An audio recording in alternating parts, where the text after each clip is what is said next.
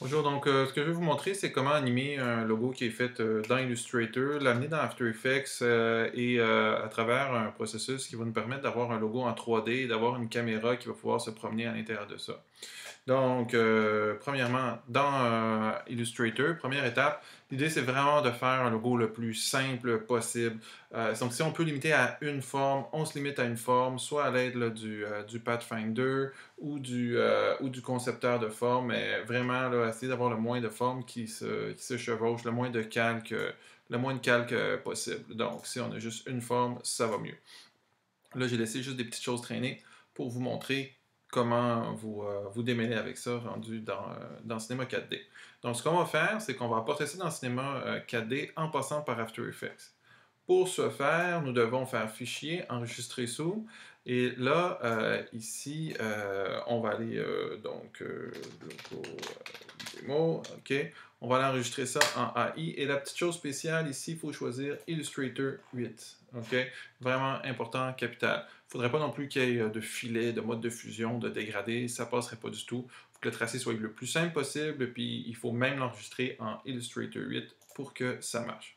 Donc, c'est bon, je l'ai enregistré, logo démo, je retourne maintenant dans After Effects. On doit comme passer par After Effects pour aller dans Cinema 4D qui est maintenant intégré à After Effects, mais il ne se stand pas tout seul, on n'a pas le logiciel tout seul. Donc, on doit être dans After Effects.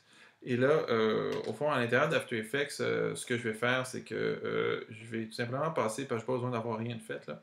Je vais passer par Fichier, Créer, mon document pourrait être vierge, là, peu importe. Fichier, Créer, et là, je dois passer par Fichier, Maxine, Cinema 4D. C'est ça qui va faire en tant que tel que je vais loader mon application Cinema 4D. Alors là, ce qu'il me demande pour le moment, c'est qu'il me demande d'enregistrer, dans le fond, le fichier 3D qu'il va générer pour faire mon anime.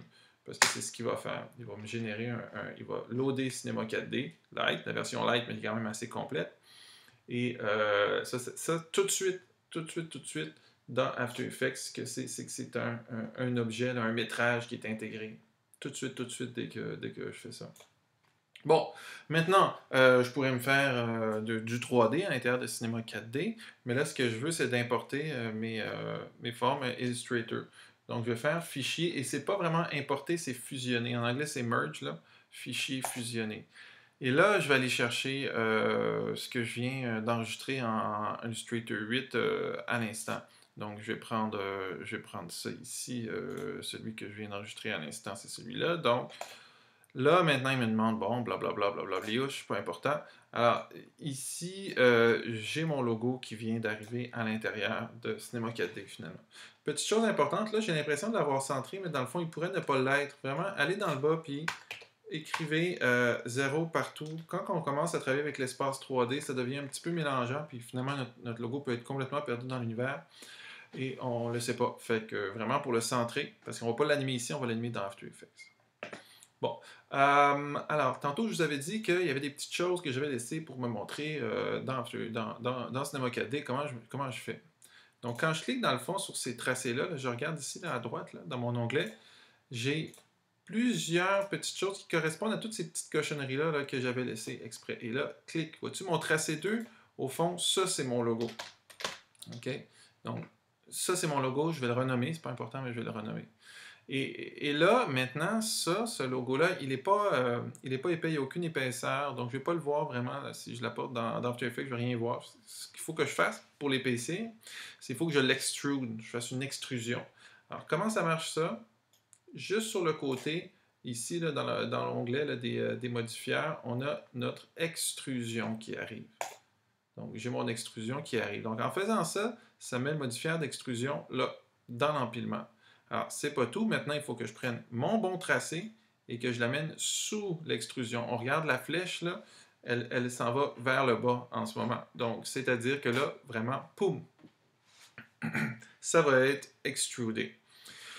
Donc une fois qu'on a extrudé notre logo, on peut cliquer sur extrusion et là, pour changer l'épaisseur, ça va être dans le bas. Là, on a plusieurs choses, barres, coordonnées, objet. On va aller dans objet et on peut venir rendre ça plus épais ou alors, bon, vraiment plus mince, là, selon ce qui nous intéresse de faire, tout simplement. Donc, on va dans Objet et on change l'épaisseur. Si il y avait plusieurs formes à mon logo, plusieurs formes vectorielles, alors ce que je devrais faire, c'est que je devrais me créer une nouvelle extrusion, aller rechercher là-dedans, mettons, le tracé qui m'intéresserait et venir l'extruder là, de cette manière-là. Donc, je me retrouve avec plusieurs extrusions si mon logo est composé de plusieurs formes. Là, ce n'est pas le cas, il n'y a qu'une extrusion pour une forme. Maintenant, la texture, pour venir ajouter une certaine matérialité à la chose, on va aller dans le bas, dans Créer, ici, et on va aller créer un nouveau matériau. C'est comme ça qu'on appelle lorsqu'il y a des textures en 3D.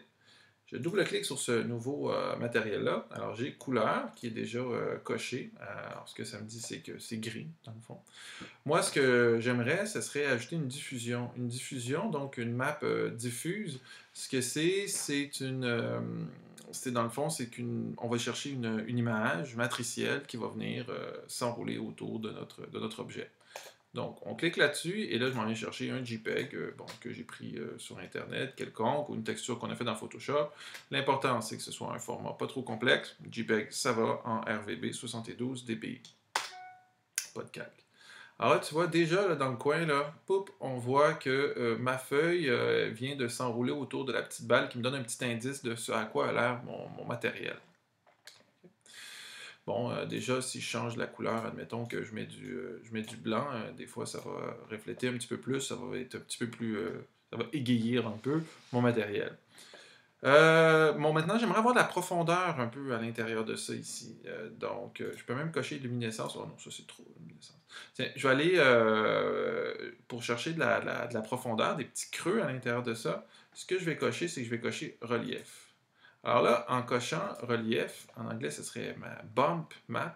Donc, ce que je vais faire, c'est que je vais aller me chercher une copie de mon image, mais où j'aurais vraiment augmenté les contrastes. Alors, par exemple, ici, là, dans Photoshop, j'ai juste à aller chercher mon image, la réouvrir, par exemple, et je pourrais faire juste une petite courbe où est-ce que j'augmenterais vraiment les contrastes, de sorte à ce que j'ai, ça c'est peut-être un petit peu trop, là, mais je veux vraiment avoir des hauts contrastes à l'intérieur de mon fichier. Ce serait correct.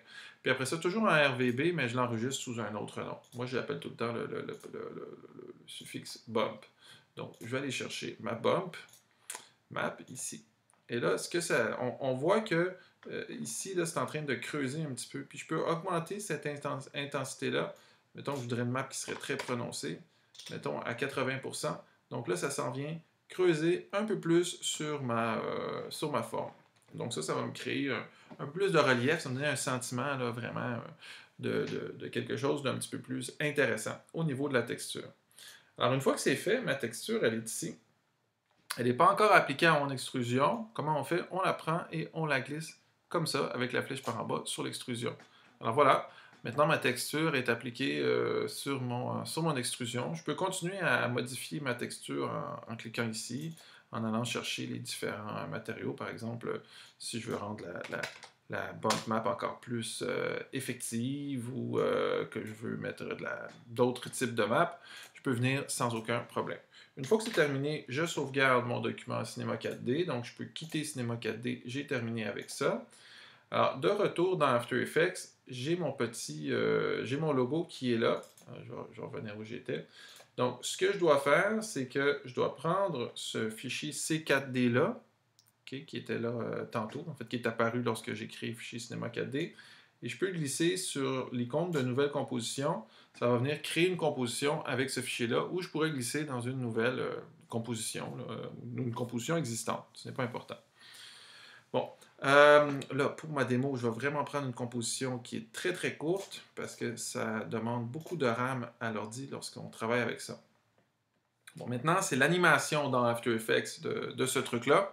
Alors, comment qu'on fait pour animer ça? Premièrement, je vais me créer une petite caméra ici, que je vais appeler Luma ici, au-dessus de mon anime, et je vais me mettre dans la vision de cette caméra-là. Et je pourrais aussi me créer, une lumière, voilà, ici, par exemple, sur mon animation. Bon. Maintenant, ce que je dois faire pour que ma caméra contrôle mon logo, c'est que je dois cliquer sur mon élément 3D ici et dans l'effet qui va apparaître, c'est l'effet Maxine Cineware. Je dois lui dire caméra, je veux que ce soit la caméra de la composition. Même centré, c'est parfait, ça va venir me le centrer tout de suite. Donc, déjà là, je vois que j'ai une bonne. Je vais me chercher un calque d'arrière-plan, juste pour qu'on voit bien qu'est-ce que je suis en train de faire. Donc, on voit qu'on a mon logo qui est vraiment centré ici.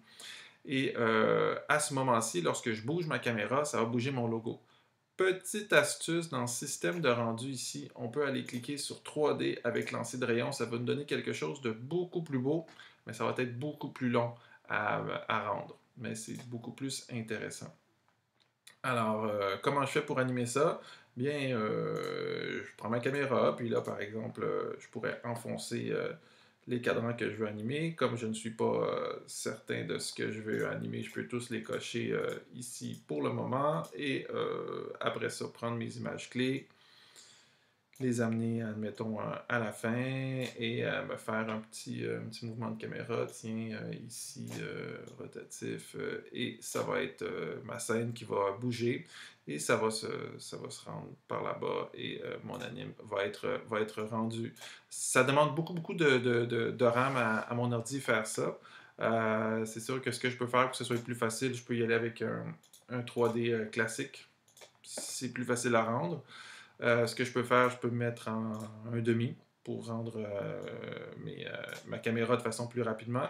Puis ce que je peux faire aussi, c'est que je peux cliquer sur mon logo. Et ici, dans moteur de rendu, je peux y aller en esquisse. Ça va être un peu plus rapide. OK? Ou lorsque j'ai fini, je me mets en finale. Donc, standard final ici, là, dans mon moteur de rendu. Je me mets en intégral. Et puis, voilà, j'ai mon anime en 3D qui est rendu à l'intérieur d'After Effects. Donc, il suffit de bouger la caméra et de faire les différents mouvements de caméra qu'on veut ici. Et voilà, et ça va être fait à l'intérieur d'After Effects sur mon élément 3D.